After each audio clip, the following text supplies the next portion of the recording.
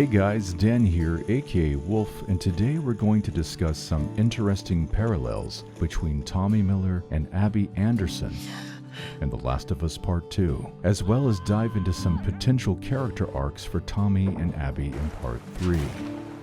Later, we'll discuss some recent comments you've shared here on this channel, so be sure to stick around for that. After all, the comments I share and discuss just might be one of your own. And if my content means something to you, you can help me build something great by subscribing and leaving your love in the comments. Share my content in the spaces you inhabit, and of course, with your friends. But before we dive right in, I hope you will allow me a tender bite of your neck. Vampires are like my thing. Because if vampires are your thing, you can snag a copy of my Gothic horror novel, A Wicked Thing and the Red Wagon Lurks, which is a vampire origin story with elements of cosmic horror, body horror, and eroticism, as a smuggler's caravan attempts to help a mysterious Spanish count flee the New World. I am Count Dracula. I'm actually Countess. You can find links to purchase your ebook or paperback in the description of this video. Your support is greatly appreciated, and don't forget to leave a review wherever you purchased it. After all, what you have to say means more to me than you could possibly know. In The Last of Us Part 2, Abby Anderson and Tommy Miller have some fascinating parallels that beg for closer examination, especially with what these similarities may be able to tell us about their potential character arcs in The Last of Us Part 3. For starters, both are veteran soldiers, and each a force to be reckoned with in their own way.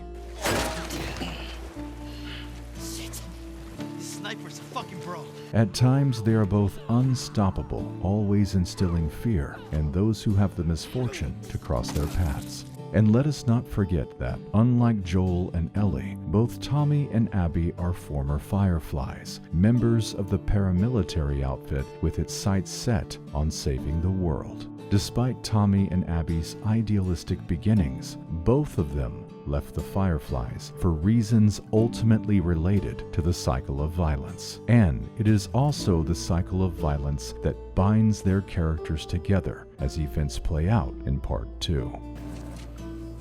About what we were talking about earlier. I'll take it to the grave if I have to. I'm not fucking moving.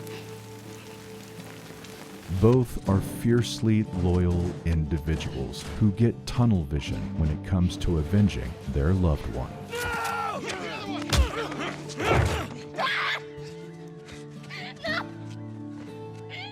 Even Tommy is something of a warning of what will become of Abby and Ellie if they refuse to face their inner demons and heal the damage they have done to their own souls, which Abby does by the end of Part 2 and Ellie is set up to do in Part 3.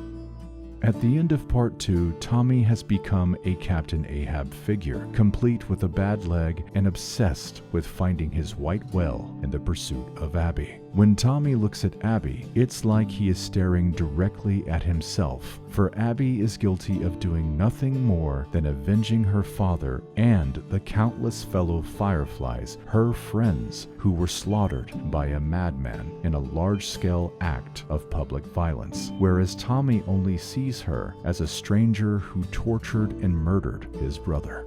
It is this association bias that binds and blinds all of us as we look at the world through a lens that holds us and those we care about at its epicenter. And I often wonder what the state of the world would be if we simply looked at things from a wider aperture. Much like Ellie, Tommy's choice to pursue vengeance in the face of reason has cost him his marriage. We must remember that Abby's pursuit of revenge also cost her her own relationship with the love of her life, Owen. For it is clear that both of these characters can only push away those closest to them as they deal with the incredible pain of their insurmountable loss. When Tommy goes to the farm to share the tip with Ellie that he's picked up on Abby's trail, he becomes hostile when he believes that she will not help him. This is not unlike the energy that Abby brings to Owen when she shows up with news that she has a tip on Joel's location. Both characters can see nothing but the siren's call of their end goal, as they both come off borderline antagonistic to those they seek help from. Hey, Don't. Even their character designs share a certain similarity in coloring and style, which may or may not be intentional. It is interesting that some of their outfits share a similar tone and palette, making one wonder if this was an intentional design choice from Naughty Dog or perhaps merely a happy accident. Now, this isn't a Abby was eating a burrito and Tommy delivered brownies to Ellie, and both of those foods start with a B-level conspiracy, even though Bigot Sandwich also starts with a B. But their appearance and their shared background and their narrow-minded focus are certainly similarities that they only share with Joel and Ellie, making these four characters connected in a very fascinating and meaningful way. If Tommy plays a major role in Part 3, will his fate be to remain set in his ways, or will he feel responsible for ever showing up to that farm, now knowing what it ultimately cost Ellie? Will he be able to accept, but not forgive, that Joel lived and died by the sword? And will the pendulum of his guilt swing away from his brother's ghost and towards Ellie's damaged future, as Tommy sees himself as having played a major role in everything she's lost? Will Tommy accompany Ellie on her trek in Part 3 out of his own sense of guilt for damaging her? And will he have his own quest for atonement in this next chapter? If Tommy feels that he no longer has a home in Jackson and sets out with Ellie into the wilderness or on some specific journey, is there a chance that he might find the light again in the cause of the Fireflies, especially a new order of Fireflies that may no longer be blowing up Fedra checkpoints? Do we exist in a world where it's possible for Tommy and Abby to share screen time in Part 3 without Tommy immediately going to kill her? Keep in mind that never being able to forgive her is not the same thing as needing to satisfy one's rage and bloodlust. Or will Tommy and Abby's fated meeting be a point of contention, especially if Ellie and Abby somehow become unlikely allies? Be sure to let me know your thoughts in the comments below. And speaking of comments, let's share what some of you had to say in response to my latest video. To kick this off, MacJC7610 says, I think there should be a time jump, 20 years maybe. Ellie has disappeared, become something of a legend, the immune girl. There are stories about her told across the country. So the first part of the game would be a search for Ellie, then Ellie finding herself again. Now, MacJC, I really love this pitch. You've quickly summarized an excellent concept, and your pitch is a game that I would absolutely love to play. Next up is the Hatsuma, who says, excellent video, Wolf. OMFG, I'm so glad someone is arriving to the necessity for Ellie to be the one to make the decision. She's been robbed of her purpose. This was made clear in the game, but even more explicitly in the show. I underestimated the necessity of finding purpose, but my perspective changed when I was diagnosed with multiple sclerosis in 2018. I was wandering the wilderness for years, trying to tread above water, lost at sea for many more, until I think I stumbled upon my purpose. I also think Ellie will die on her terms out of self-sacrifice to cure the world. It would be poetic if she assumed a Joel-like role, looking after a child survivor herself, that rekindled her light. Now, Hatsuma, I wanted to thank you for sharing something so personal with our community and for giving me permission to share it again here in this video. Clearly, you've connected your own path to the heart of Ellie's journey, and I think it's wonderful when art can help us get through some of the toughest obstacles in our life. I think The Last of Us has done that for many of us. Harmony Woodbine U6F says, Ellie Williams needs some more path of Joel Miller's sake, like Blood Path around the adventures exploring surrendering by a giant bear. That's what she needs to find some more truth, but Joel Miller can't be trusted without telling a lie about the Fireflies' our real true statement. Everyone. You know what, Harmony Woodbine USXF? All I can say is, exactly. Next up, Jewelry Enthusiast says, wow, this video actually hit me emotionally. Tilu was the most immersive game I have ever played. In 45 plus years of gaming, never has one brought me to complete tears like this game did on multiple occasions throughout the game. I want more of Ellie and this world she lives in. My fellow older gamer, I'm honored that you've shared this game's impact from your unique perspective. Clearly, you are someone who has seen the evolution of this medium since the very beginning. From Atari to NES to PS5, we've gone from sprites on a screen that could scarcely be said to be any form of storytelling to something like The Last of Us. In many ways, this game is the very celebration of its medium, transcending the storytelling of film and television by the very nature of our complicit acts that play out on screen. We have to hit that button. We are there with these characters in their darkest of times and in their lightest of times, and by virtue of holding that controller in our hands, there is a heart-mind connection that is unmistakably unique to this medium. So thank you, Jewelry Enthusiast, for sharing your love and your perspective in the comments.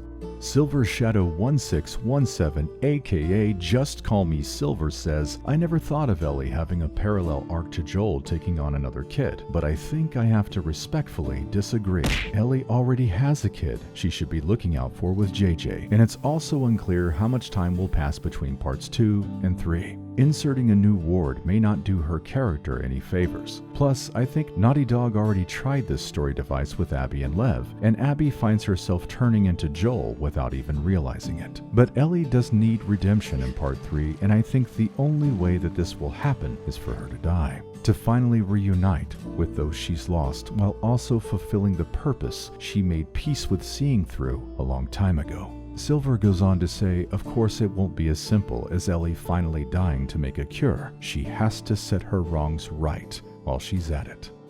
And thank you for sharing that perspective, Silver. I think you're absolutely right that whether metaphorically or directly, Ellie will certainly have to set things right in her own heart, even if it's through surrogate actions, such as Abby carrying Yara and protecting Lev. The Marine 316 says, great video, brother. Ordered the book and loved it. I've been saying this story doesn't end until Ellie is the one making the choice and not having it made for her. Thank you, the Marine 316. You know, I always light up seeing you in the comments. You've been on this journey alongside me, leaving comments on my videos since the very beginning. And thank you for grabbing a copy of my book. And leaving a written review wherever you purchased it really does help with visibility. But more important than that, just like discussing these The Last of Us videos together, it lets me see how you've experienced Virgil and Augustus's story. And I couldn't agree more with you about Ellie. It has to be her call this time, and we have to respect that, just as we would respect the choice of a real person. And I know that you and I will follow her down that path, wherever it may lead us. Leet Koala says, new uploads! Yes! New uploads! Yes! I appreciate you, Koala. Mark Vanden Bogard 7953 says, wow, Dan, some great insights here. Love having you back. I totally agree with you that Ellie needs to find the light. I'm dreading that the light she finds is the big white light, and she will die in part 3. Not really sure how I feel about this. On the one hand, Ellie was supposed to die on a number of occasions, as you pointed out, but I don't want to see another character that means a lot to me die. Thank you for being back. And thank you for sharing your personal feelings, Mark. And I get you, and I feel it too. And who knows what's really in store for us. You know, these are just my interpretations, you guys. You know, Neil, Haley, and their other writers could be cooking up something that makes so much sense, feels so right, and none of us saw it coming. That's the beauty of these games, and, you know, the fun of discussing the possibilities in these spaces with cool cats just like you. If this video meant something to you, please leave your love or your arguments in the comments, and I will respond to every single one. From your thoughts on this essay to what you'd love to see more of, here on this channel. Your feedback and your thoughts are one of the best ways to keep me informed about what really engages you and moves you here. After all, what you have to say means more to me than you could possibly know.